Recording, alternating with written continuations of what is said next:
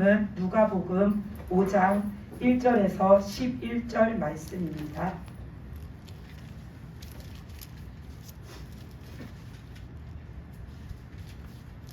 누가복음 5장 1절에서 11절까지 말씀입니다.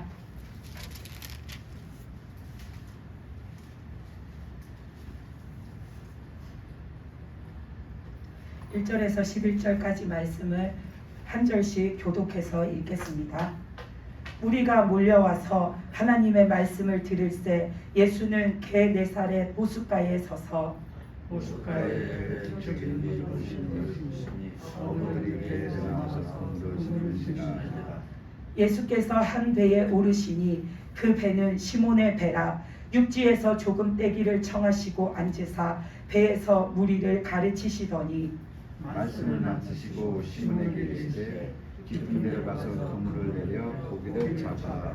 시몬이 대답하여 이르되 선생님, 우리들이 밤이 새도록 수고하였으되 잡은 것이 없지만은 말씀에 의지하여 내가 그물을 내리리이다 하고, 그렇게 하니 고기를 잡은 것이 심이 많아 그물에 찢어지는지라. 이에 다른 배에 있는 동무들에게 손짓하여 와서 도와달라 하니 그들이 와서 두 배의 채움에 잠기게 되었더라. 시몬 베드로가 이를 보고 예수 무릎 아래 엎드려 이르되 주여 나를 떠나소서 나는 죄인이다 하니, 이는 자기 및 자기와 함께 있는 모든 사람이 고기 잡힌 것으로 말미암아 놀라고 세대의 아들로서 시몬의 동업자인 야고보와 요한도 놀랐습니다. 예수께서 시몬에게 이르시되 무서워하지 말라. 이제 후로는 내가 사람을 취하리니 하시니, 그들이 배들을 육지에 대고 모든 것을 버려두고 예수를 따르니라. 아멘. 네, 오늘 말씀은 베드로가 이렇게 처음 예수님을 만난 사건입니다.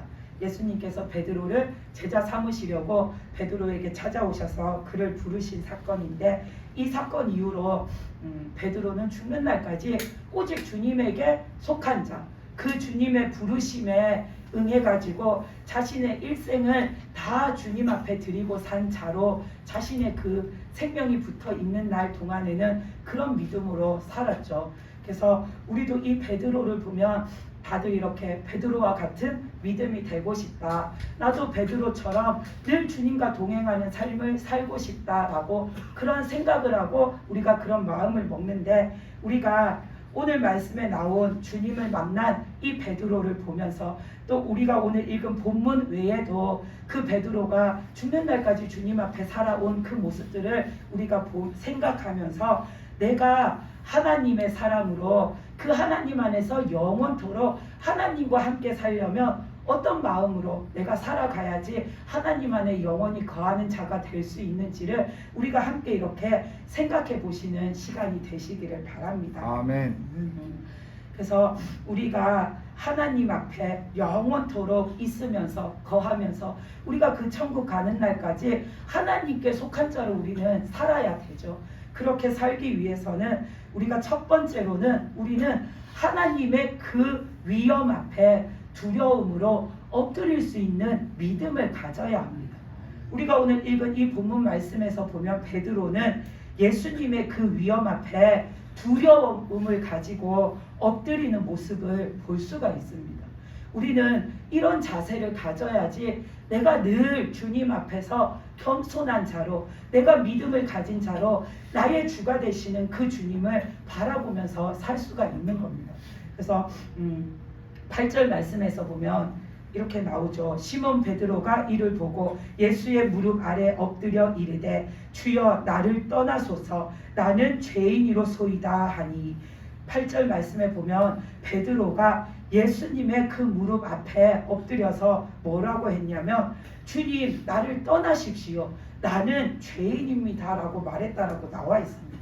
베드로가 예수님의 위험 앞에 지금 두려움으로 엎드린 겁니다.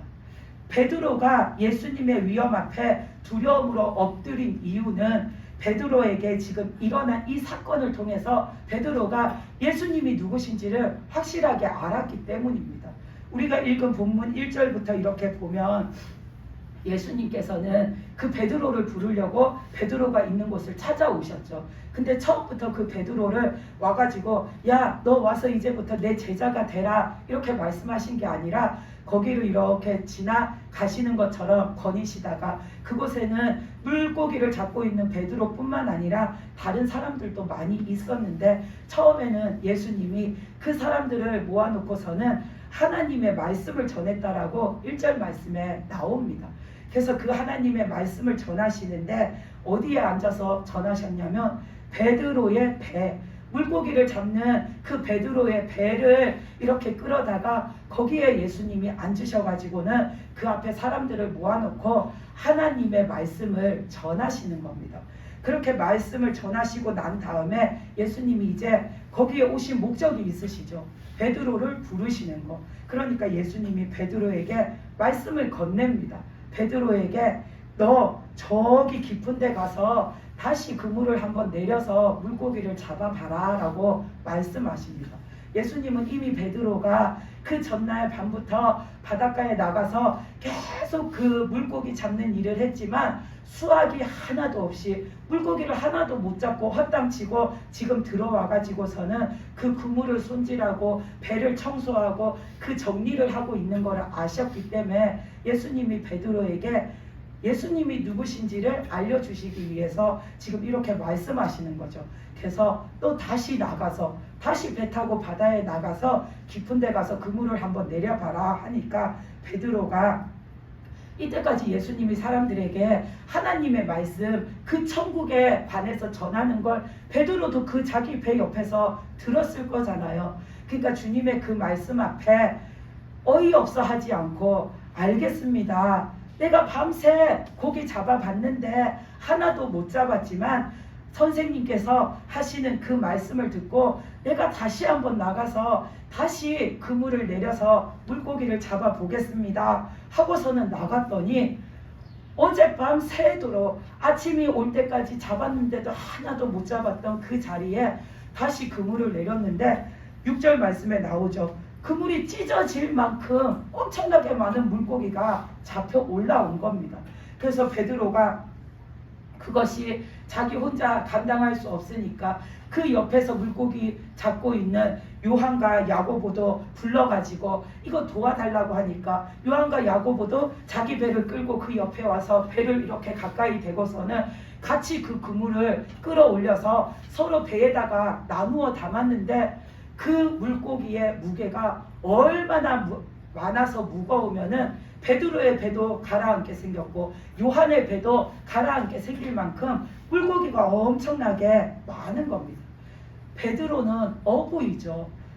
베드로는 이때까지 늘 물고기 잡는 일만 했는데 자기가 물고기를 잡으면서 살아왔지만 이렇게 그물이 찢어지게 한꺼번에 한 곳에서 물고기가 그렇게 많이 잡혀 올라오는 게 있을 수가 없는 일인 거죠. 너무나도 희박한 상황인 거죠.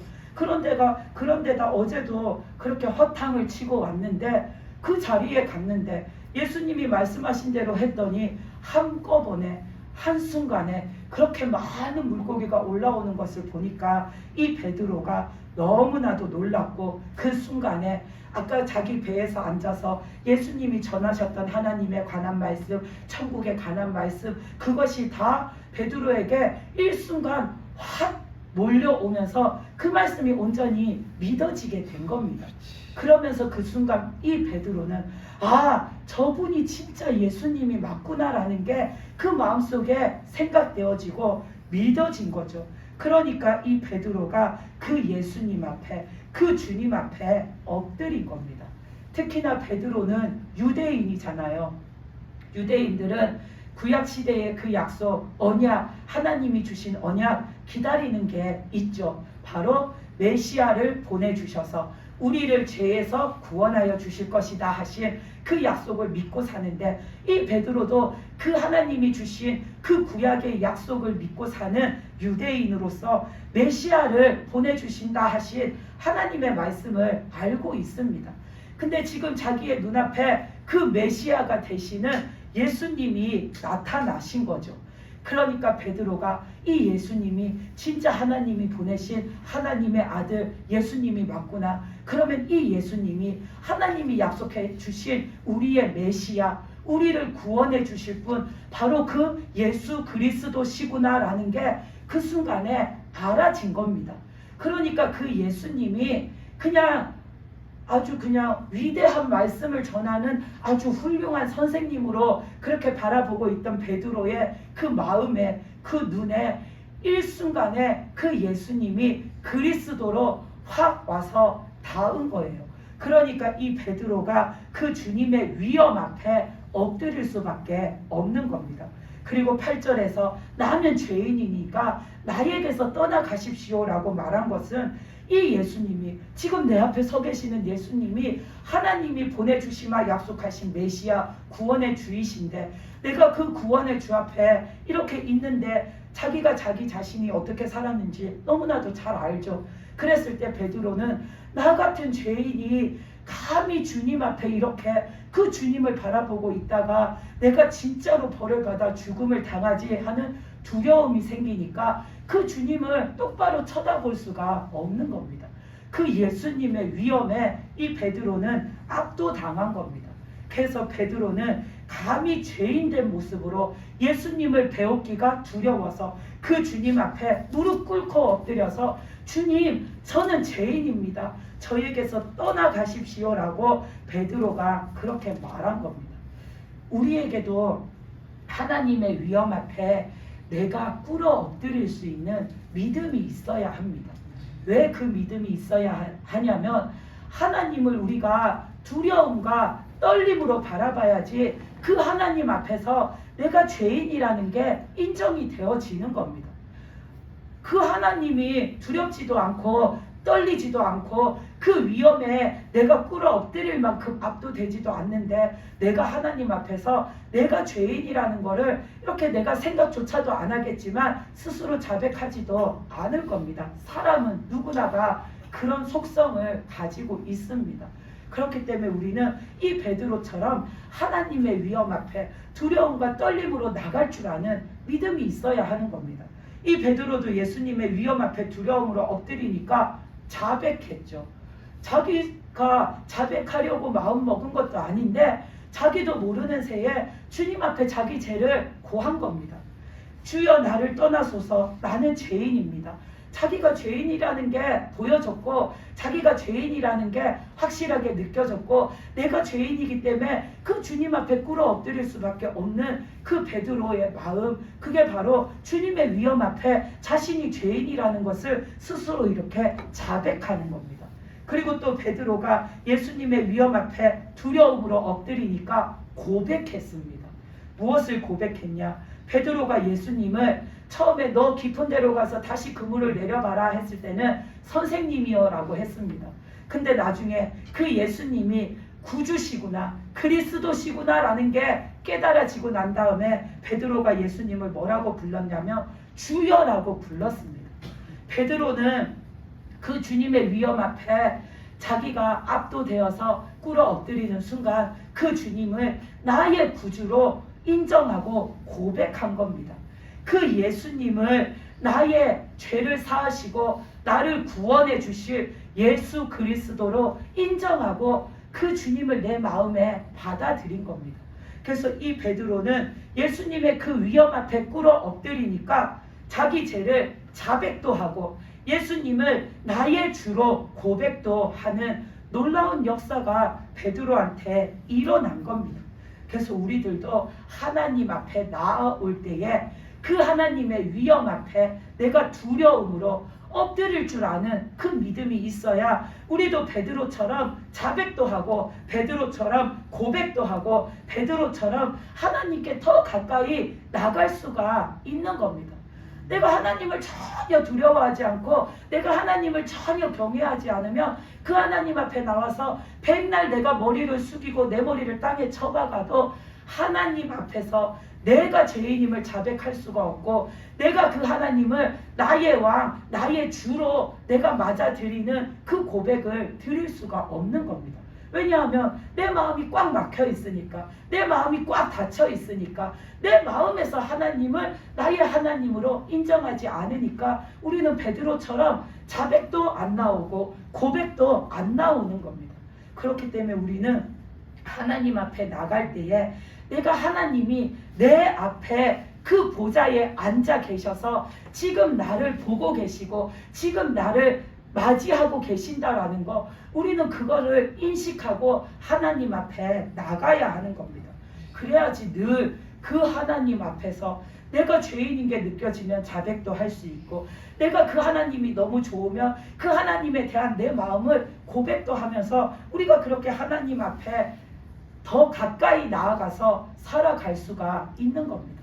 그리고 우리가 하나님을 하나님으로서 대하고 하나님으로서 바라보면서 자백도 하고 고백도 하는 그 삶을 살아가는 동안에 우리가 자연스럽게 거룩함으로 변화되어서 하나님 앞에 거룩한 믿음의 삶을 살아갈 수가 있는 겁니다.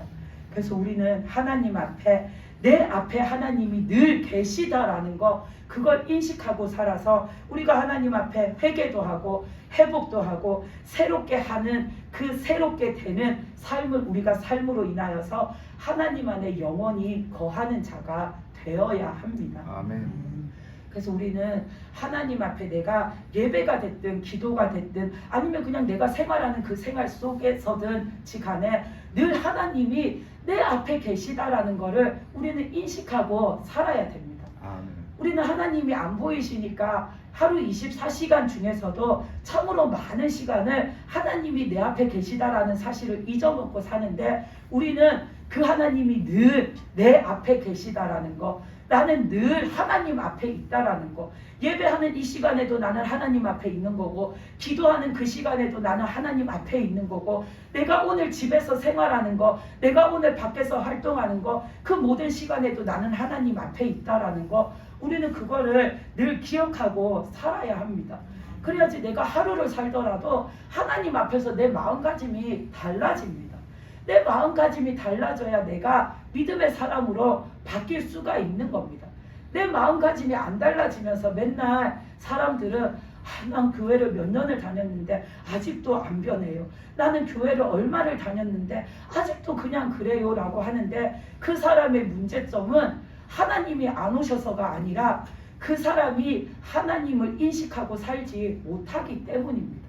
내 앞에 늘 하나님이 계시다라는 거, 그거를 알고 내가 그런 마음가짐을 가지고 하나님을 대하고 하나님을 바라보고 하나님 앞에 살아가야 하는데, 그런 거는 하나도 없이 그냥 교회만 다니니까 1년을 다녀도 5년을 다녀도 10년을 다녀도 늘 그 사람은 첫날 내가 교회에 올 때 그 모습 그대로를 유지하고 살 수밖에 없는 겁니다.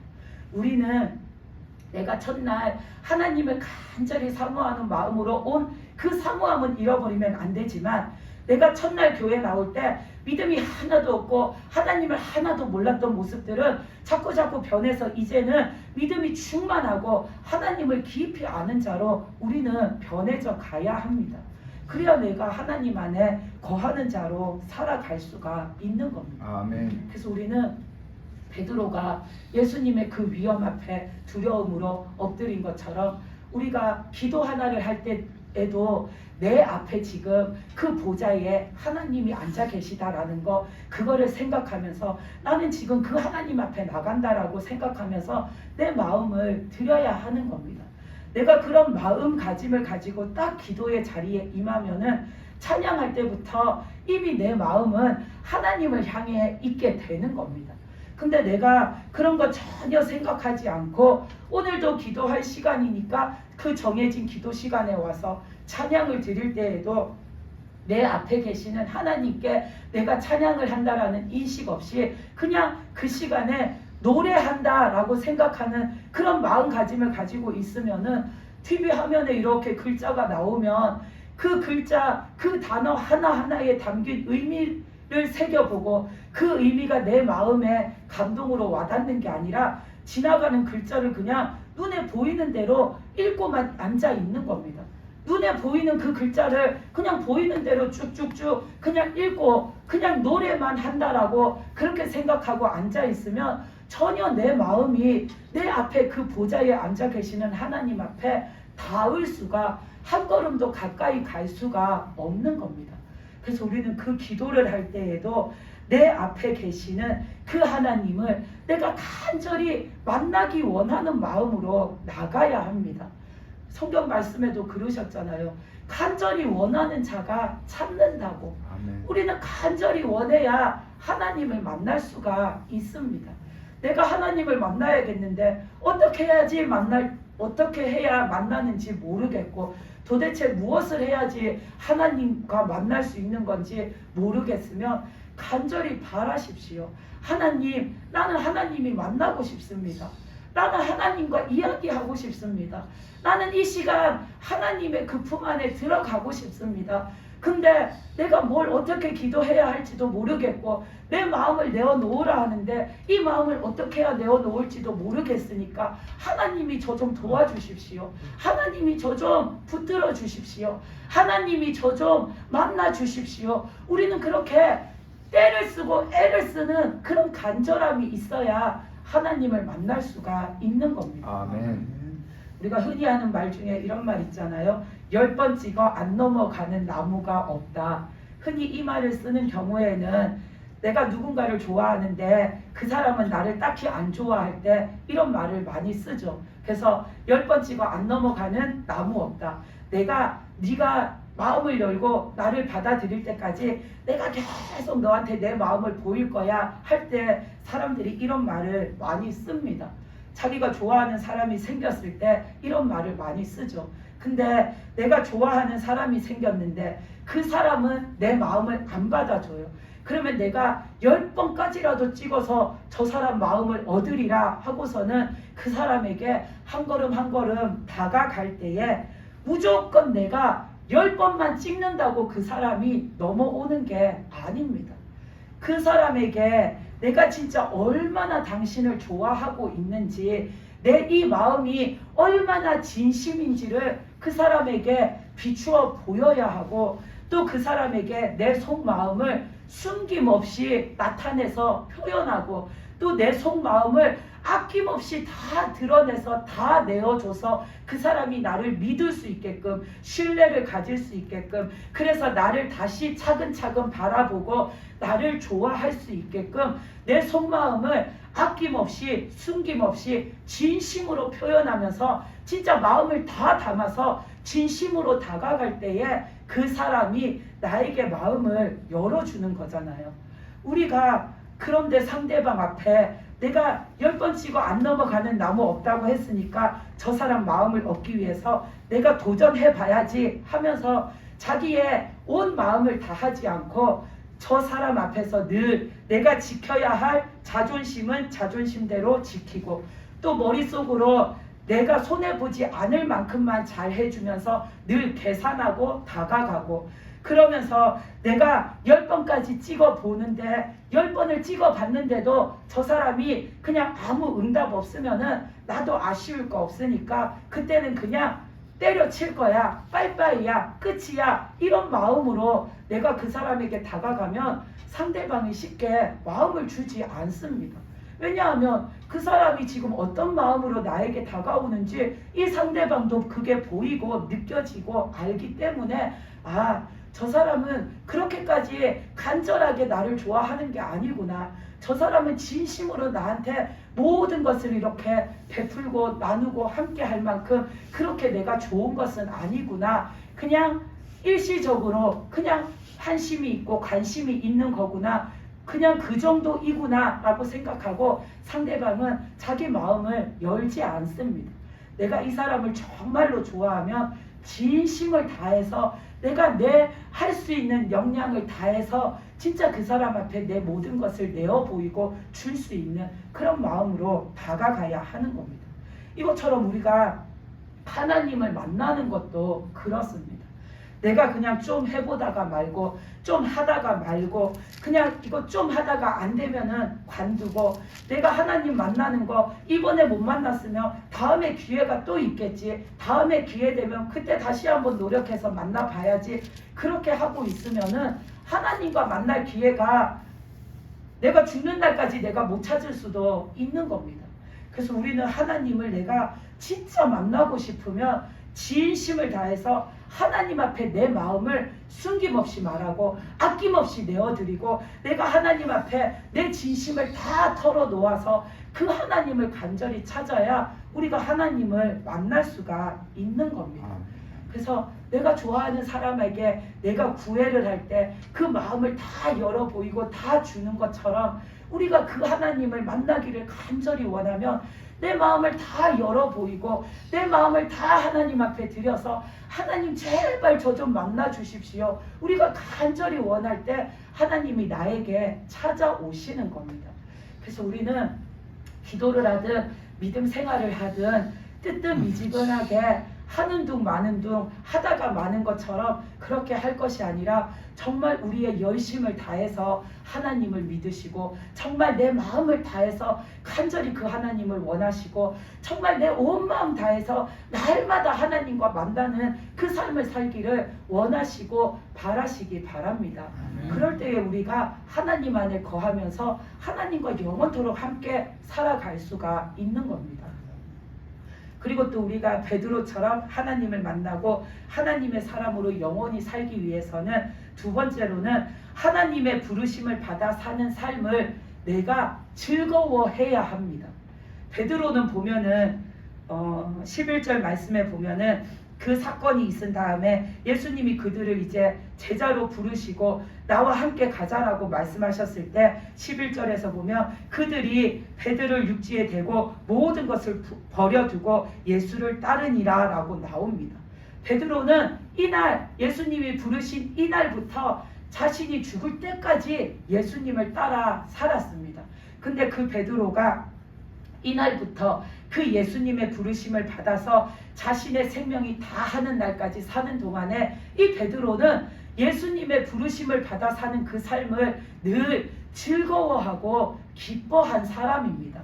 베드로는 우리가 말씀에서도 보면 예수님 따라다니는 게 너무나도 좋았던 사람이었고 예수님 말씀 듣는 게 너무나도 좋았던 사람이었고 그 예수님 곁에 있는 게 너무나도 좋았던 사람이었고 우리가 이 복음서를 읽어보면 베드로는 그냥 예수님 자체가 너무나도 좋은 사람이라는 게 말씀에 그냥 베드로의 행동이나 그 하는 말에서 그대로 다 나타납니다.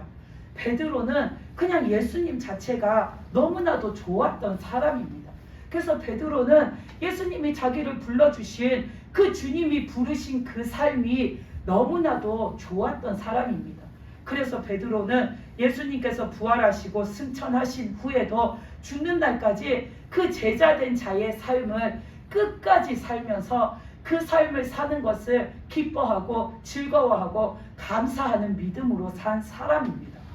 우리도 베드로처럼 하나님이 다 우리 한 사람 한 사람을 불러주신 자들입니다. 그래서 우리는 지금 하나님의 부르심을 받아서 우리의 삶을 지금 살아가고 있는 자들입니다.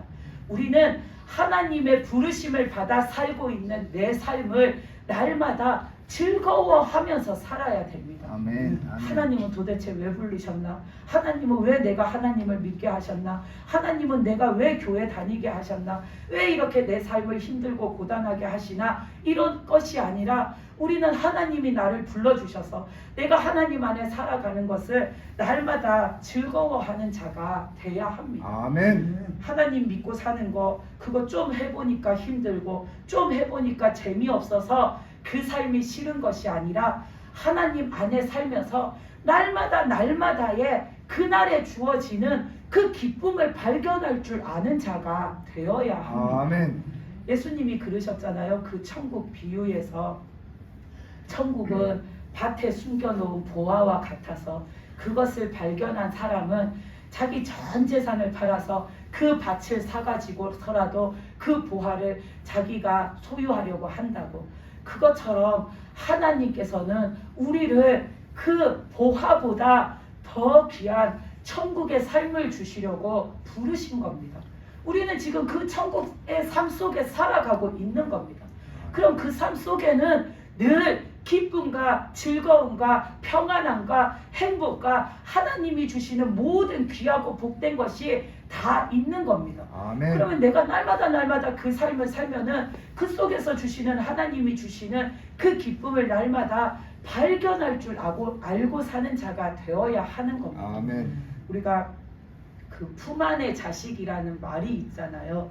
그 말이 여러분도 그 뜻을 다 아시는 것처럼 어렸을 때는 자식이 늘 그 부모의 품 안에 있지만 크면은 아무 소용없다고, 크면은 자기 사는 것이 우선이고 자기 삶이 먼저라서 그 부모의 품을 떠나서 자기가 스스로 자기의 삶을 살아가서 더 이상 부모가 보고 싶어도 마음대로 보지 못하고 내 품에 품고 싶어도 원대로 품지 못하고, 그럴 때 우리가 품 안의 자식이라는 말을 쓰는데, 그것처럼 자식은 어릴 때는 늘 부모 품 안에 있죠. 그래서 어릴 때는 늘 부모가 가는 데는 어디든지 다 따라가야 되고, 집 안에 있는데도 불구하고 집 안에서도 만약에 부모가 안방에 가면 안방에 졸졸졸 따라오고, 거실로 나가면 거실로 또 졸졸졸 따라오고, 주방에 가서 뭐 하면 또 주방에 가서 옆에 붙어가지고 서 있고, 심지어 엄마가 화장실 들어가면 엄마 나올 때까지 화장실 문 앞에 이렇게 앉아 있고,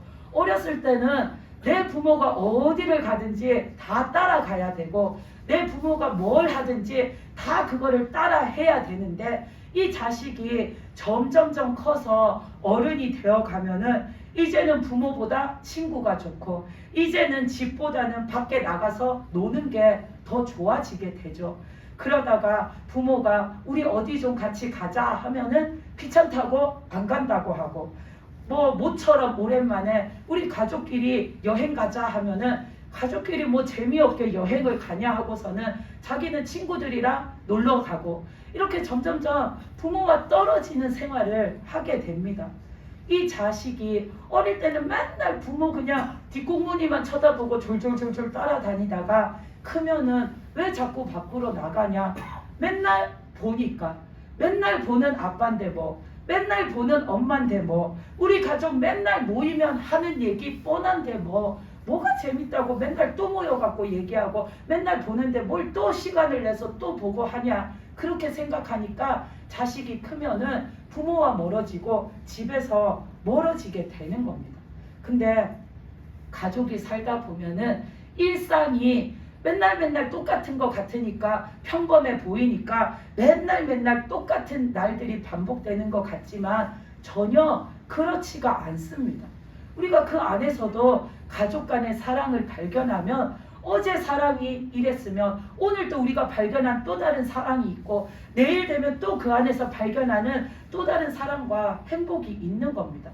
우리는 맨날 똑같은 삶을 사는 것 같지만 어떤 날은 맨날 보는 가족이고 맨날 그 비슷한 이야기들을 하면서 살아가는 가족일지라도 어떤 날은 뜻하지 않은 일로 인해서 가족이 기뻐하는 일이 생길 수도 있고, 또 어떤 날은 아무렇지 않게 내뱉은 아빠의 한마디가 가족들을 막 까르르 웃게 만드는, 그래서 그날이 또 재밌어지는 그런 날이 있고, 또 어떤 날은 엄마가 특별히 맛있는 뭔가 요리를 했는데 그게 주제가 되고 그게 화제가 돼가지고 가족들이 또 하루를 행복하게 그 식탁에서 또 함께 모여서 웃으면서 이야기하면서 행복한 하루를 만들어 갈 수도 있고, 또 어떤 날은 우리 아이가 예상치 못한 어떤 일을 했는데 그게 가족들에게 즐거움을 주는 일이 될 수도 있고, 우리는 맨날이 똑같은 것 같지만 실제로는 똑같지가 않습니다.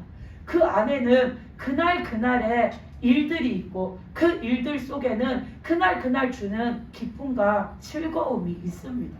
이것처럼 우리가 하나님의 부르심을 받고 사는 삶도 우리가 계속 그 삶을 살다 보면, 계속 그 믿음 생활을 하다 보면 맨날 내 삶이 똑같은 것 같지만 그날 주어지는 하나님이 주시는 기쁨이 있습니다.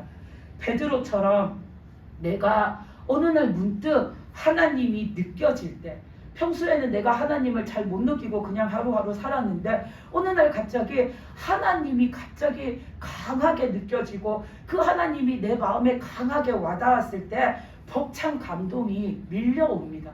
그러면 그 하루는 내 인생에서 특별한 날이 되는 겁니다.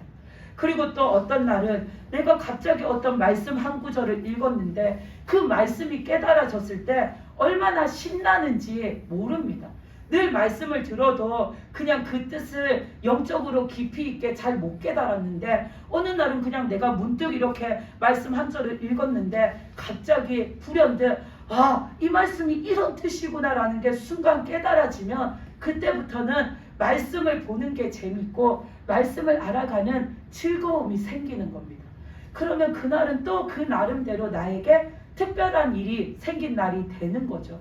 그리고 또 내가 오늘 아침에도 다른 날과 다름없이 그냥 평범하게 아무 일 없이 그냥 눈 떠가지고 하루를 이렇게 시작해서 살고 있는데 하루를 보내는 중에 어떤 일을 계기로 내가 나와 함께 하시는 하나님을 느끼게 되었고 나를 돌보시는 하나님을 느끼게 되면은 그날은 나에게 그냥 다른 날과 똑같은 그저 그런 날이 아니라 와, 하나님이 나와 함께 하시네. 내가 오늘 이런 일이 있을 뻔했는데 하나님이 나를 지켜주시고 돌보아 주셨네 라는 걸 내가 느끼게 되면 내가 하나님의 은혜 안에 살고 있구나 라는 게 느껴져서 그날은 나에게 너무나도 은혜가 넘치고 귀하고 복된 날이 되는 겁니다.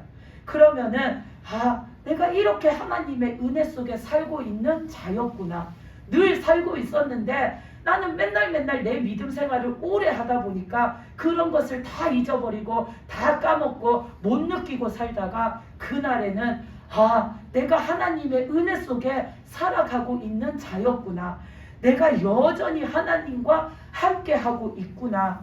진짜 하나님께서는 늘 나와 함께 하시면서 나를 돌보시니 나는 진짜 행복한 사람이구나 라는 게 느껴지고 깨달아지면은 그날은 내가 정말 하나님 앞에 기쁨이 넘치고 넘치는 그런 날이 되는 겁니다. 그런 것을 느끼면은 우리가 다시 한번 하나님 안에 살고 있는 내 삶을 돌아보게 되고 다시 한번 나를 하나님 안에 두어주신 그 하나님의 사랑과 은혜에 내가 감사하게 되고 그러면서 하나님 앞에 내 마음을 더 드리고 더 나아가는 삶을 살 수가 있는 겁니다. 그래서 우리는 매일매일에 내 그 믿음의 삶이 그냥 그런 하루가 계속 연속되는 것 같고 재미가 없는 것 같고 지겨운 것 같고 그냥 따분한 일상에 거듭거듭되는 하루하루인 것 같지만 우리가 진짜 하나님 앞에 그 하나님과의 관계 속에서 계속해서 내 마음을 드리고 살면은 그날 하나님이 나에게 주시는 기쁨을 발견하면서 사는 자가 될 수가 있는 겁니다. 아멘. 우리가 그렇게 살면 우리도 베드로처럼 하나님의 부르심을 받아서 사는 내 삶 속에서 날마다 즐거워하면서 살 수가 있는 겁니다. 우리가 따지고 보면 즐거울 것밖에 없어야 하는 삶입니다. 하나님이 다 지켜주시죠. 하나님이 다 돌봐주시죠. 하나님이 다 공급해주시죠. 하나님이 뭘 해야 될지 어디로 가야 할지 내가 지금 어떻게 해야 할지까지 다 가르쳐주시고 다 알려주시고 방향도 제시해주시고 그렇게 했을 때 하나님이 어떻게 하실지도 우리에게 비전도 가르쳐주시고 모든 것을 다 하나님이 해주시는데 우리는 즐겁고 기쁠 것밖에 없는데 우리가 그런 것을 하루하루 내 하루 속에서 발견하고 살 줄을 모르니까 그냥 내 하루가 재미가 없는 겁니다. 믿음 생활이 그냥 어제도 똑같고 오늘도 똑같고 앞으로도 똑같을 거라 생각하면서 그냥 하루가 지나면 오늘 하루도 살았네. 내일 또 살면 오늘도 하루 또 살았네. 그렇게 하고 사는 겁니다. 얼마나 지겹고 얼마나 따분합니까? 우리가 하나님 앞에 살아갈 때에 매일매일 기대하고 사시기 바랍니다. 아멘. 오늘은 내가 하루를 지내면서 또 하나님이 주시는 어떤 기쁨을 발견하게 될까 그런 생각을 하면서 그런 기대를 가지면서 하나님 앞에 자꾸 내 마음을 들여서 하나님과 함께 살아가는 그런 믿음을 가져야 우리가 영원토록 하나님 안에 거하는 자가 될 수가 있는 겁니다. 그리고 또 우리가 하나님 안에서 영원히 사는 자가 되려면 우리가 깨끗한 마음으로 살아야 합니다. 우리가 하나님 앞에서 마음이 깨끗해야지 그 천국에 들어갈 때까지 우리가 그 하나님 속에서 영원토록 거하는 자가 될 수가 있는 겁니다. 우리가 마음이 깨끗하다라는 것은 내가 하나님 앞에 거스르는 게 없다라는 겁니다. 우리가 마음이 깨끗하다라는 것은 내 마음속에 죄가 없는 거고 더러움이 없는 거고 허물이 없는 거고 불순종이 없는 거고 이런 것들이 없는 것을 우리가 심령이 깨끗하다라고 말하잖아요. 그래서 그런 것을 다 이렇게 뭉뚱그려서 말하면 우리가 하나님의 말씀에 거스름이 없는 거, 그게 내 마음을 깨끗하게 유지하는 방법입니다.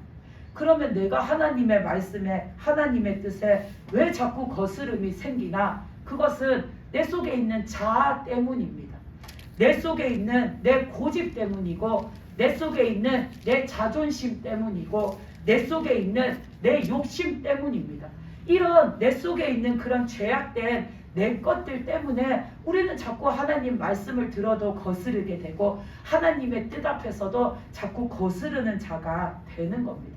그렇기 때문에 우리는 하나님과 영원히 함께 하려면 깨끗한 심령이 돼야 하니까 자꾸 내가 하나님 앞에 거스르는 것이 있으면 우리는 자꾸 예수님의 보혈 앞에 나가서 씻어내고 버려내서 내 마음을 깨끗하게 만들어 가야 하는 겁니다. 아멘, 아멘. 그리고 우리가 그것을 할 때에 그냥 내가 생각할 때 이만큼 씻었으면 다 씻겼을 거야.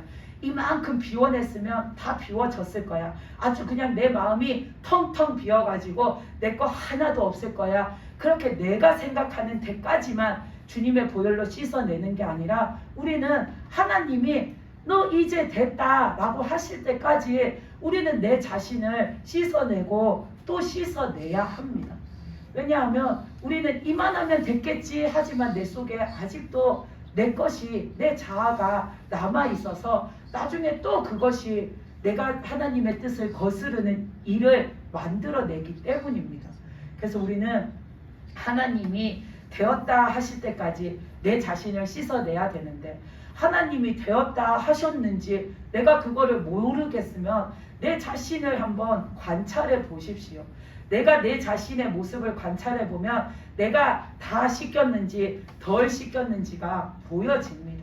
내가 하나님 앞에 나가서 하나님 나는 이런 모습으로 살았는데 이거 용서해 주시고 이거 주님의 보혈로 씻어 주셔서 저를 깨끗하게 해주세요. 하나님 저는 또 이런 더러운 모습이 있는데 이 더러움도 씻어 주세요. 그렇게 맨날 하나님 앞에 나의 더러움을 고백하고 하나님 앞에 나의 더러움을 씻었는데 그래서 나는 이만하면 씻겨졌겠지 했는데 내가 살다 보면은 예전에 내 그 육신적인 모습과 내 그 육신적인 생각들이 내가 어떤 일을 당했을 때 내가 어떤 말을 들었을 때에 그 육신적인 모습이 더 이상 발동하지 않고 더 이상 나타나지 않으면 내가 씻음을 받은 겁니다.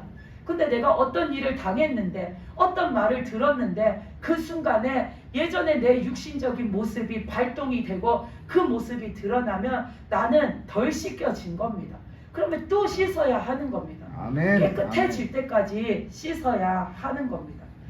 우리가 이렇게 넘어져서 다치면 상처가 나잖아요. 그 상처가 아물려고 하면은 딱지가 지잖아요.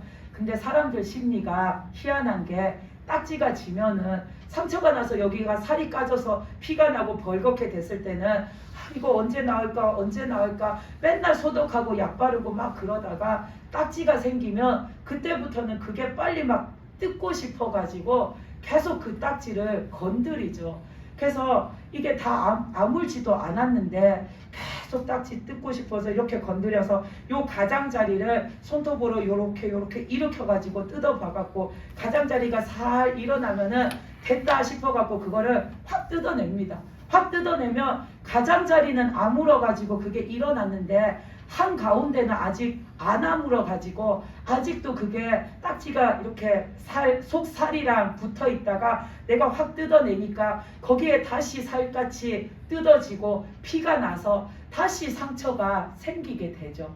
사람들은 심리가 희한한 게 빨리 나아야지 하고 거기를 맨날 약 바르다가 딱지가 생기면 그거 빨리 뜯고 싶어 가지고는 안달이 나서 못 참습니다. 그러면은 거기에 다시 그렇게 뜯을 때가 아닌데 뜯어서 상처가 다시 나면 또 거기에 딱지가 져서 이게 완전히 아물 때까지 또 2차적으로 또 기다려야 합니다. 그것처럼 우리가 하나님 앞에 씻음 받을 때도 그런 조급함을 내면은 안 됩니다. 내 속에 더러운 게 씻기는데 처음에는 내가 하나님 앞에 내 죄를 고백하고 씻어주세요, 깨끗게 해주세요, 용서해주세요 계속 기도하면서 살면서 자꾸만 내 성격을 누르고 내 승질을 자꾸만 꾹꾹꾹 눌러가지고 살다 보니까 이제는 내가 누그러지고 내가 막 인자한 사람의 그 면모를 갖춘 것 같지만 그것은 내가 억지로 참고 있기 때문입니다. 내 속에서 내 성격이, 내 더러운 성격이 없어진 게 아니라 내가 그거를 표출 안 하려고 하나님 앞에 승질 부리고 안 살라고 나를 누르고 눌러갖고 내 마음속 저 깊이에다가 그 더러운 성질을 꾹 눌러서 박아놓고 있으니까 지금 봤을 때는 내 성격이 다 죽은 것 같고 내 나쁜 것들이 다 씻겨 나간 것 같은데 내가 승질을 부릴 만한 어떤 일이 생기게 되면 저 내 마음속 깊숙이에 내가 꾹 눌러갖고 박아놨던 거, 숨겨놨던 거, 그 성격이 다시 일순간에 불쑥 올라와서는 내가 육신적인 내 그 모습을 드러내면서 또 내 그 더러운 성격을 이렇게 발하는 겁니다. 그러면 하나님 앞에 우리는 여전히 고침받지 못한 거고 온전히 씻김받지 못한 거죠. 그러면은 우리는 성급하게 하나님 앞에 내가 요만큼 기도했으면 씻겨졌겠지, 내가 이만큼 참고 기다렸으면 내가 그래도 믿음적으로 변했겠지 하고서는 우리는 조급함을 내고 얼른 빨리 믿음으로 살아야지 하고서는 막 내 뜻대로 하나님 앞에 살아가는데, 그러다 보면 다시 완전히 아물지 않은, 완전히 고쳐지지 않은 내 성격이 어딘가에 박혀 있다가 그게 올라오면 다시 나는 하나님 앞에 그만큼이라도 노력하고 쌓아놓은 내 믿음을 또 이렇게 뒤집어 엎어버리게 되는 겁니다. 그래서 우리가 하나님 앞에 변하는 거, 어려운 거 다 알잖아요. 오랜 시간이 필요한 거 알잖아요. 근데 그거 못 참아서 인내하지 못해서 조금 해보고 이제 됐겠지 하고 살다가 또 내 나쁜 모습들을 드러내서 또 그때 가서 또다시 기도하고 또 이제 됐겠지 하고 살다가 또 내 더러움을 또 이렇게 하나님 앞에 표출하는 게 아니라 진득하게 인내심을 가지고 하나님이 너 이제 다 씻겨졌다라고 하실 때까지 내가 어떤 일을 당해도 어떤 말을 들어도 내 속에서 그 내 예전의 육신적인 생각들이 동요하지 않는 그런 상태가 될 때까지 우리는 계속 하나님 앞에 나가서 계속 하나님 앞에 엎드리고 계속 예수님의 보혈로 나를 씻어내야 하는 겁니다. 아멘. 그래야지 내가 하나님 앞에 깨끗한 심령의 사람이 되는 겁니다. 그래야지 우리가 영원토록 하나님 안에 거하는 자가 되는 겁니다. 그래서 우리가 오늘 그 예수님의 부르심을 받아서 그 주님과 함께 그 천국에 가는 날까지 영원토록 주님의 부르심의 그 삶 속에 살았던 베드로의 모습을 봤는데, 우리가 이 베드로를 통해서 본 것처럼 우리들도, 저와 여러분도 하나님의 위엄 앞에 내가 두려움으로 엎드릴 줄 아는 믿음이 되시기 바랍니다. 그리고 하나님의 부르심을 받아 사는 내 지금의 이 믿음의 생활 속에서 날마다 하나님이 주시는 기쁨을 발견해서 늘 하나님과 함께 사는 그 삶이 즐거움밖에 없는 그런 믿음의 삶을 사시기 바랍니다. 또한 마지막으로 말씀드린 것처럼 늘 하나님 앞에 깨끗한 마음을 가진 깨끗한 마음의 소유자가 되기 위해서 우리는 늘 주님의 보혈 앞에 씻어야 합니다. 내가 설령 다 씻어내고 더러움이 없는 자일지라도 또 주님의 보혈 앞에 나를 씻는다고 그게 뭐 큰일 나거나 부작용이 생기는 게 아닙니다. 내 더러움을 다 씻어냈어도 우리는 날마다 주님의 보혈 앞에 나가서 씻으면 계속해서 우리는 거룩함의 옷을 입고 사는 겁니다. 그렇기 때문에 우리는 내가 더러워도 주님 앞에 나가는 것이고, 내가 거룩해도 주님 앞에 나가는 것이고, 내가 어떠한 자이든지 간에 늘 그 주님의 보혈 앞에 서 있고 그 보혈로 살아가야지 우리가 거룩함의 옷을 잃어버리지 않는 겁니다. 그래서 늘 주님의 보혈로 씻어서 거룩함의 옷을 입고 사는 그런 마음이 청결한 그런 믿음을 가지시기 바랍니다. 아멘. 그래서 저도 여러분도 영원히 하나님 안에 거하면서 영원히 하나님 안에서 기뻐하는 그런 믿음의 삶을 사는 자들이 되시기 바랍니다. 아멘. 기도드리시겠습니다.